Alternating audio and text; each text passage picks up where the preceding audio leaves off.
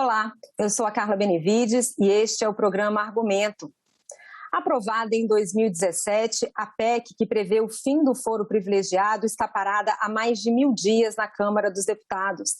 A proposta de emenda à Constituição restringe o foro especial a apenas 5 cargos. O autor dessa PEC é o senador Álvaro Dias, do Podemos do Paraná, que é com quem a gente conversa a partir de agora. Senador, muito obrigada pela sua participação aqui no programa Argumento. Obrigado a você, Carla. Vamos lá conversar. Senador, primeiro eu queria que o senhor fizesse aí uma contextualização para os nossos telespectadores. O que prevê exatamente essa PEC e quem que ela atinge?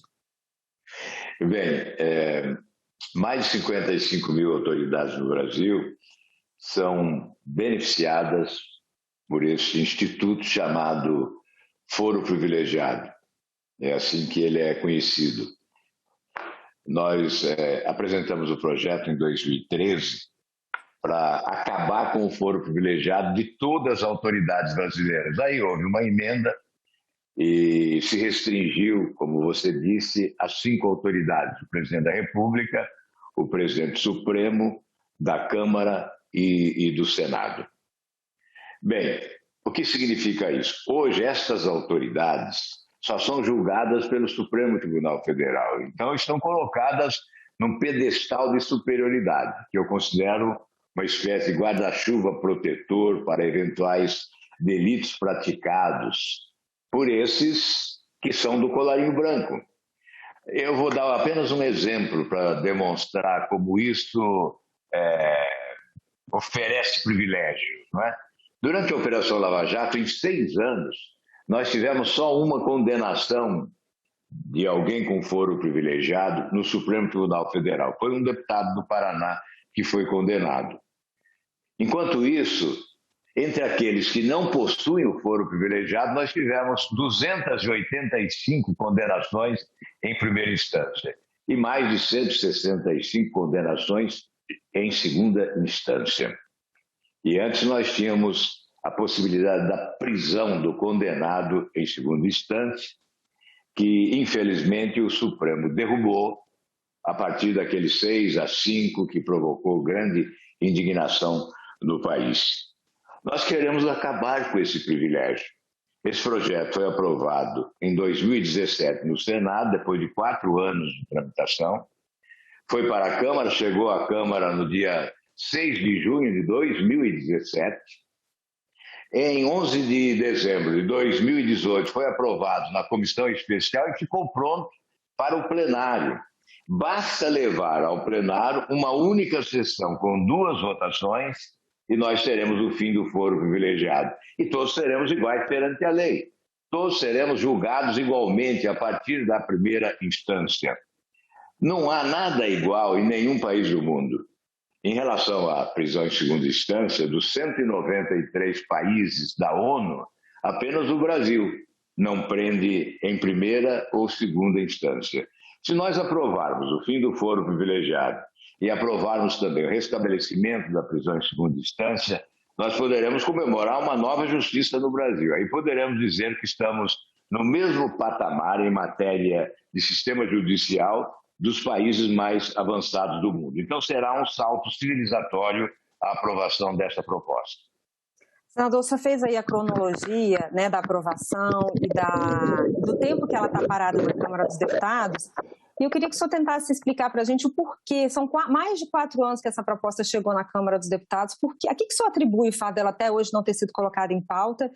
E o senhor acha que há pressões e de onde vêm essas pressões? Pelo que soube, a pressão maior vem do Judiciário, que não querem perder esse privilégio. Um ministro do Supremo Tribunal Federal não aceita ser julgado por um juiz de primeira instância, como se fosse algo inusitado. Lá nos Estados Unidos, por exemplo, Bill Clinton, presidente da República, sentou no banco dos réus de um juiz de primeira instância, no caso Mônica Lewinsky. No mundo todo isso ocorre. Lá em Israel, por exemplo, um ex-presidente da República foi condenado em primeira instância, acusado de assédio. Um outro ex-primeiro-ministro foi também preso, condenado em primeira instância, acusado de receber uma propina de $10 mil. Portanto, nós temos exemplos em todo o mundo. de procedimento correto. Aqui no Brasil, nós temos a sensação de que a justiça só alcançava os pobres, especialmente negros, até a Operação Lava Jato. Com a Operação Lava Jato, nós vimos que poderosos foram para a cadeia. E aí ressuscitamos a esperança de muita gente nesse país de termos uma nova justiça. A Operação Lava Jato passou a ser marco de um novo rumo. Aí veio essa conspiração contra a Lava Jato. Nós tivemos anulação de sentenças do Supremo, tivemos a aprovação de projetos de lei no Congresso Nacional favorecendo a impunidade. Eu posso citar a Lei de Abuso de Autoridade, que teve por objetivo desestimular investigadores, Polícia Federal, Ministério Público e julgadores. Nós estamos vivendo uma espécie de conspiração contra o combate à corrupção no país. Essa é a razão dessa resistência. Há resistência no Congresso, sim. No Congresso ela é velada. A estratégia adotada no Congresso é de não colocar em votação.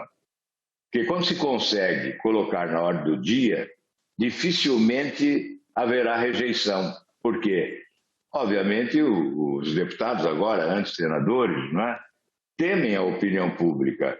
Votar contra o fim do foro privilegiado e ir para o aeroporto é um risco que correrão aqueles que eventualmente votarem contra. Por isso, a estratégia é manter na gaveta. E a gaveta não é o melhor lugar. Nós temos que retirar da gaveta e colocar em votação.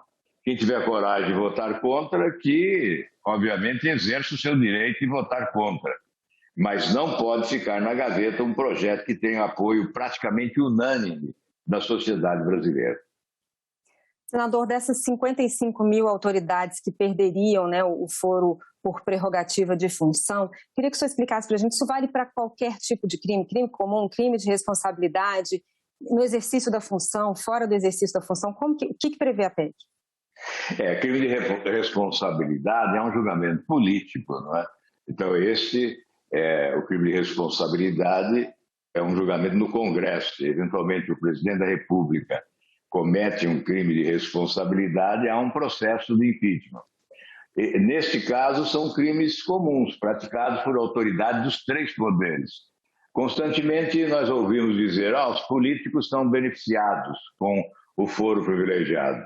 Não só os políticos, os membros do Judiciário, do Ministério Público, do Poder Executivo, enfim, os integrantes dos três poderes são beneficiados com esse instituto do foro privilegiado, que é uma excrescência.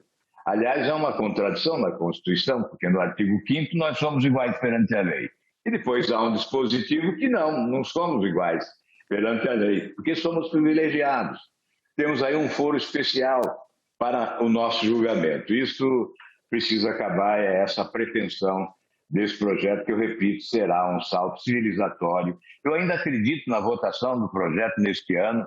Houve um compromisso do presidente Arthur Lira durante a sua campanha para a presidência da Câmara e depois. Ele alega estar, primeiramente, atendendo projetos do Executivo, que considera importantes, e depois trataria desta questão, primeiramente negociando com os líderes para submeter ao plenário.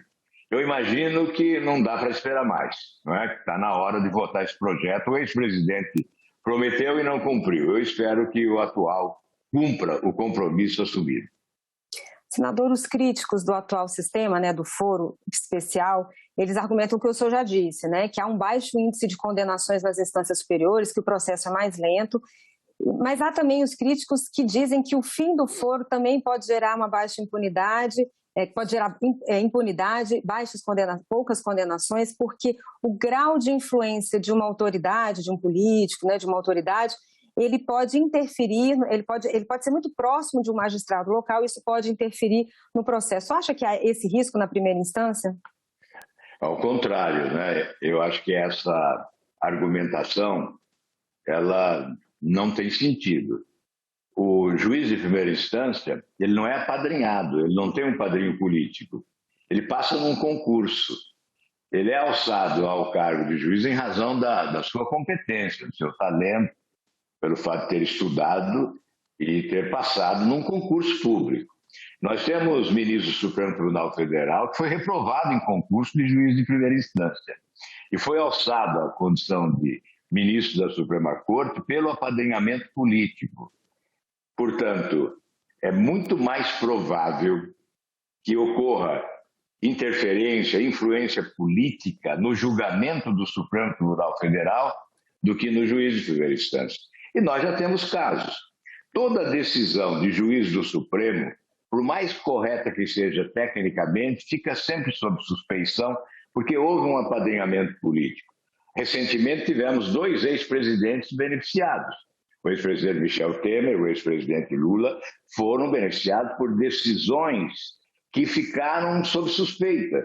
Por quê? Decisões tomadas por aqueles que foram apadrinhados por esses ex-presidentes. No caso de Lula especialmente, porque dos 11 ministros, 7 foram nomeados pelos governos petistas. Então, essa suspeição só será eliminada quando nós mudarmos o sistema de escolha para os tribunais superiores e Procuradoria-Geral da República. E qual seria essa mudança? Substituir o apadrinhamento político pela meritocracia. E como se faria isso? Por eleições.